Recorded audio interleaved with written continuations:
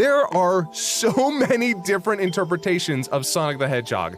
Between the fluctuating canon of his many games, the 4 American animated series, the Japanese OVA, Sonic X, the Archie comics, the IDW comics, that when it comes to Sonic's story, you have more than enough to hold. I don't know. Even in 2020, I still don't know what the hell being a Sonic game even means. Sonic's gone through so many structural changes that every new release has the possibility of starting another civil war within the community. Welcome to the Gray Line, where we're all right and wrong at the same time. The title kinda says it all, to be honest. The Sonic franchise is one of the most fitting for the idea of a great area in gaming. Things to enjoy, to dislike, to absolutely love, and to absolutely piss you off. But the most interesting part about it is that defining what parts fall into each category will be different from each individual. I don't play every single game that has come out of the blue blur, but I have consumed more than enough Sonic for almost 2 decades. And thanks to the abundant amount of collections and ports, I have been able to experience the franchise even before I became a fan of it. And while I don't have the best enjoyment out of the 2D games, I have a good place in my heart for the adventure games, Sonic 3 and Knuckles, Unleashed, Colors, Generations, Last World, and Mania, just to name a few. And guess what? That paragraph alone may have already gotten me a dislike and an awful DM telling me to kill myself. For transition to 3D, adventure game sucks, Warhawk's awful, Colors is overrated, more like Lost Cause, Log-like Forces, why didn't you mention? I get it. Look, saying what is my favorite Sonic game is irrelevant to this discussion. My major thing is that my starting point created an impression of the series that either doesn't match the current state of the franchise anymore or doesn't match someone else's, which shouldn't be a real issue. Everyone has a different starting point when becoming fans of an IP. A lot of people started with Monster Hunter World, despite being the 5th generation of the series and being completely different from the games that came beforehand. Yet the community is positive and welcoming with each other for the most part, but with Sonic itself, there seems to be a lot of different starting points with their own set of reasons to enjoy them. The most common trio here is Classic, Adventure, and Modern. Classic ironically can also fall into a modern fall to Sonic Mania, but they stand with the idea of Sonic sticking to his Genesis roots, which it might sound outdated, but series like Mega Man managed to create some of their best games during the times where everybody wanted to be 3D, so it's not necessarily nostalgia. However, the gameplay style by itself is flawed from birth, since the high-speed platforming, the selling point of the franchise, can punish you for not knowing the level from the start, and fans of this style can defend it by saying that you earn the speed instead of being given to you, and by that I call bullshit. You sell the game as high speed, blast processing, platforming, and then you put a level design that clearly wants me to know the level the first time playing it in order to enjoy it at its best. It's something that not everyone can get into. You don't get punished in Mega Man for playing through the level as fast as you can. You get punished for almost everything else, and even Crash 4 doesn't punish you for rushing through the levels. It punishes you for existing. My point being is that the classic games being strict on where you can and you can't run, while part of the appeal, isn't something that people should just stick to it and enjoy it. If they're not into it, they're not into it. Then there's the adventure era, which mostly supports the idea of the series being more committed to its world building and take its environments more seriously, which definitely lead into some of the edgier jokes in the franchise, which also led to the moment that turned Sonic into the internet's punch it bag that it is today, but it created a sense of adventure and meaning to its world, which can and has been done well. Mario Galaxy may be goofy and adventurous, but beneath the surface is one of the most serious Mario games ever. Everyone literally dies in that game and you don't even notice it, which definitely falls more into a matter of poor execution. There's nothing wrong with the treasure hunting, aliens, Satan, and Satan again, but unlike the Galaxy comparison, those elements stick out tremendously to the point where you care more about the fact that Shadow has a gun rather than the gun's mechanics being an improvement to how you fight enemies over the ones in Heroes. I don't need to go so in detail about this era just yet, since this is the one the internet loves to poke fun of the most. Some of them for fair reasons like Sonic 06, others because a YouTuber said so like the adventure games. I'm not kidding, even though the debate was there to begin with, it only became a thing because somebody said so. We all know these old games are flawed, ProJared, go back to Cosplay Sailor. And then there's the modern era, which kinda takes a miss of both and tries to take the settings of the world and tones it down a little bit to become an experience that everybody can enjoy and understand. However, when it comes to world building, it takes a more comedic approach, but they use the comedy in exchange of the seriousness of the world, which obviously went against the idea from years prior. While the world itself can be something that we don't need to take seriously, this is the character's world. They should take it seriously.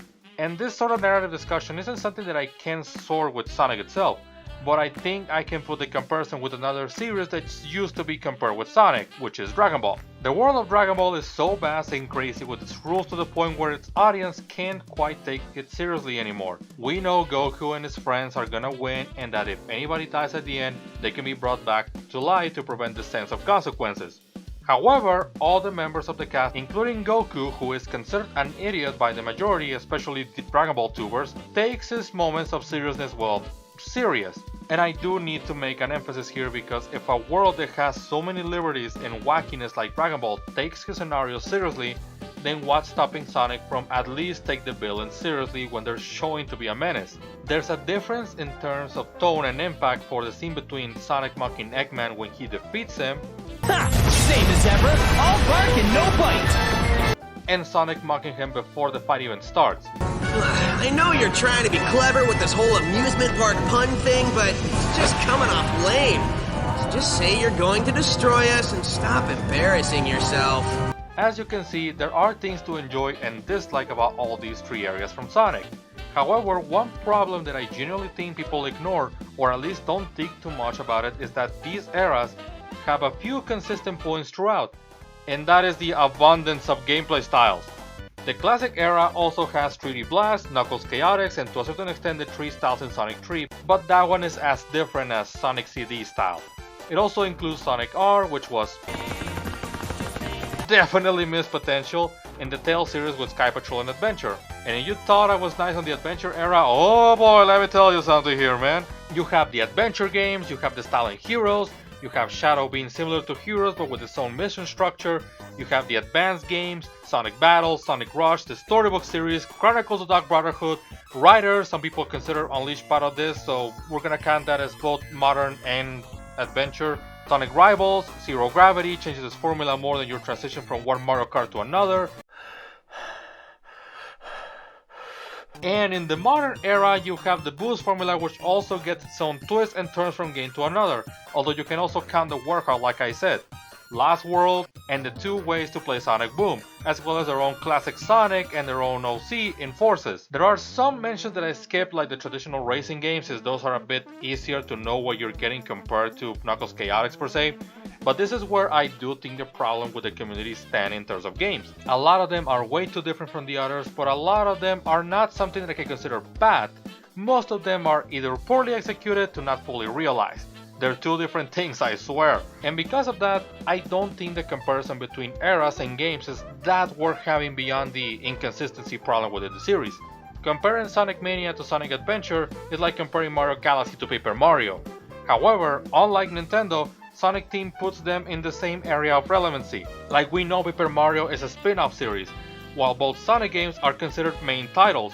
And that's the thing with most, if not all, the Sonic games. And don't even get me started on how much the separation goes narrative-wise, since that also adds the world of the comics, movies, and TV shows. That's right, a good chunk of the fanbase are fans of Sonic because of elements that are not related to video games. That is both impressive and disturbing when you look at other fanbases like Pokemon. My point from all this information is similar to our podcast talking about the idea of one game being able to please the entire fanbase, in which the obvious answer was no, but unlike most will say, that is actually Sonic Team's fault.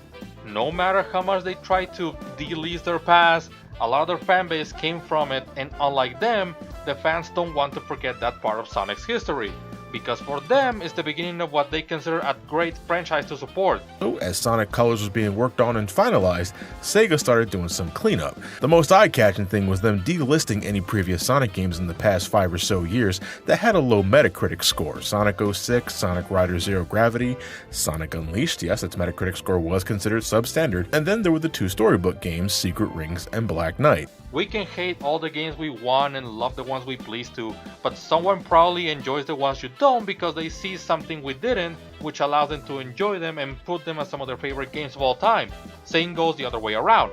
They probably see something we don't see in the games we enjoy and didn't fit for them. I still remember all the shit X and Shadow had to go through during the times of Sonic Mania, and once again, If someone doesn't enjoy what you do and enjoys what you can't, that's your problem and nobody should put up with your terrible attitude. Just like with any form of media, every game is someone's first, and that first might also be their favorite. Just like how people can enjoy objectively bad games like Sonic 06 and Chronicles. Like hell, someone might also start becoming a fan with Sonic Battle and enjoying it. But once again, this only happens because Sonic Team's ambition has made the IP into something that grabs so many different people in so many different ways to the point where whatever they do will displease some of their fans because nothing can please everyone.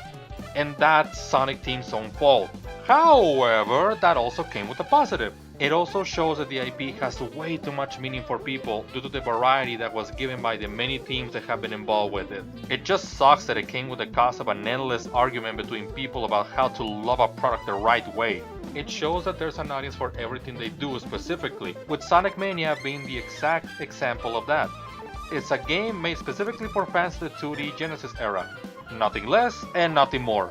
So it's clear to say that if you're a fan of the other styles, then why buying it to begin with? They never hide that reality. I'm not a main member of the static Sonic team, but I know what it's like to work within the context of a corporation that will always try to please the executive rather than giving creative freedom.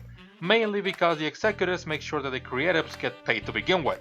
And the one thing that always helps for a product to work is consistency and focus. And while consistency is a problem that I don't think it can ever be solved in Sonic after 30 years of putting a variety for the IP, a sense of focus is the element that can probably give strength for that sense of consistency. If I put this execution into examples, I'd say that the development team needs to properly establish to its audience which game is a main title and which one is an experiment, which one is their Mario Odyssey and which one is their Paper Mario. Some of the titles I mentioned are actually good in doing that same principle.